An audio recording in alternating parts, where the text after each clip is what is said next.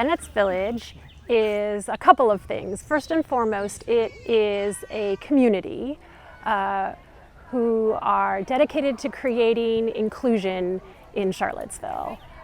It is also a physical play space. At Penn Park, we have started with the treehouse that you can see behind me, but we have plans to expand Bennett's Village to almost 4 acres of play for all ages and all abilities.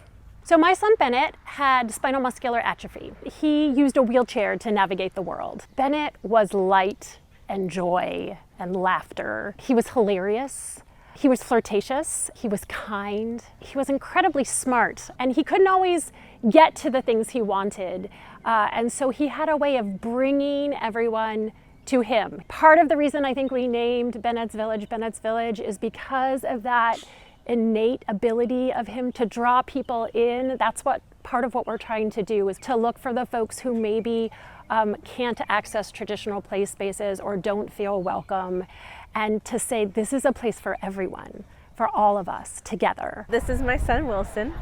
He's almost 5 years old. Wilson uses a wheelchair because he was born with a genetic disorder and a form of epilepsy that really disrupts the brain. And so he's nonverbal or non-speaking, and is just very floppy is the word.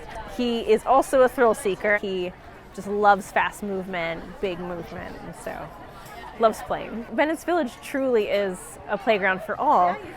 Wilson will actually be a big brother, and you know, there are playgrounds everywhere, but not so many playgrounds where a typically developing child and Wilson can go to play together. And that's also great for grandparents who use mobility aids and just anybody.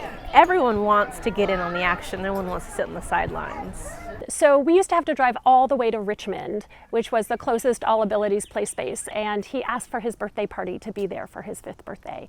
But it's over an hour away, and some of his friends didn't have cars, and so I explained to him that it was too far. When he passed away quite suddenly and quickly, it was really important to his dad and I that we be with his kindergarten classmates and acknowledge this loss that we were still trying to process. And as we were making our way back out of the school and through the playground, his dad and I turned to each other and we said, let's take this pain and also let's take Bennett's light and his joy, and let's create the play space that he envisioned for our community. I miss him every moment of every day, but he continues even now to shape my purpose and my action and my meaning, and it's beautiful and wonderful, and I'm so grateful. Bennett's Village came to us and told us the story, and her child really loved Penn Park, and we could see that we do have acreage to meet her dreams. If you look at the footprint of the park, the playground sits way back by the restroom, close to the tennis courts, but Bennett's Village playing surface will be close to 4 acres, meaning it will stretch all the way to the parking lot and all the way to the golf property line. It's very humbling to be a part of something that has never been done within the city of Charlottesville. I'm most excited for Bennett's Village because they have really thought of everything. Pathways, changing areas, sensory calm down areas, really everything's been thought of. One of the joys of being a part of Bennett's Village is talking to community members and discovering all of the folks who don't find our traditional play spaces to be a place where they are welcome. One of the wonderful things that we have done in partnership with the city is Charlottesville now has its first accessible adult changing table that's open to everyone here at Penn Park. I've already had so many families come to us and say, oh my gosh, we're now able to stay at the park longer because we don't have to worry about toileting. Most of our public spaces don't have electrical outlets. Sometimes Bennett would be in respiratory distress, and having the ability to do his treatments literally were life-saving. So the first thing that we installed here at Penn Park was a communication board. Communication boards help those nonverbal members of our community communicate their needs, their wants, their desires, and interact with their friends. You can point to the icons on the board to express what you want to play or how you're feeling or what you would like to do. The big thing that we have done, our latest thing, is the opening of our treehouse. We wanted to show people what inclusive design was about, so it has things like electrical plugs that we talked about. There is fencing to prevent anyone from accidentally falling off. It has sensory elements so that you can see the different mosaic tiles, you can feel the different mosaic tiles, you can hear the sounds of the birds and the winds coming through the trees. We have worked with Parks and Rec and with the family of Josie Klotz to create Josie's Way, which is the accessible path that is behind and below the treehouse. Bennett's Village provided the access through the path, and then they are working on exploring other elements of outdoor nature play. So my son was diagnosed with spinal muscular atrophy when he was about 15 months old. The paved pathway is great for wheelchairs.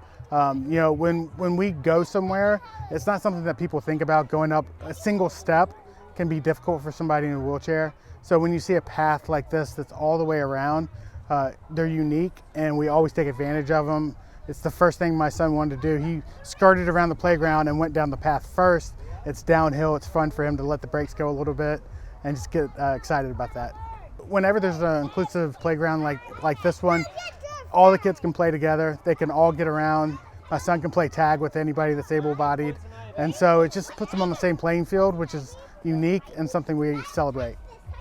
When we finished the treehouse, one of the things we really wanted to do was have a big party, a party in the park. And we brought together community members, allied organizations who believe in inclusive play. We had student athletes here from UVA. We had this amazing group of people here to just celebrate and to be a part of our awesome community. So when we opened up the treehouse, the community was asking, what's next? What's next? So they're excited to see what this transformation is going to be. We have phases from a splash pad to a quiet area to a zipline area. So what we've done so far is just the beginning. We are working with Hanrecula Associates, landscape architects, working with the city, and several inclusive play specialists. The idea is that we will build a section, raise money for the next section, start that in order to try and allow the play space to remain open while we add to it. We had an ADA assessment plan done in the last year, and now we're working on the plan is to make all our other playgrounds make minor improvements so that all kids can enjoy all spaces. It took a village to care for Bennett. It took doctors and teachers and nursing students and family members and friends all coming together. And it's the same is true with this space that we are creating. It takes partnerships with Parks and Rec. It takes partnerships with community organizations. And it takes individuals and families saying, what can I do today to make our community a more inclusive place to play?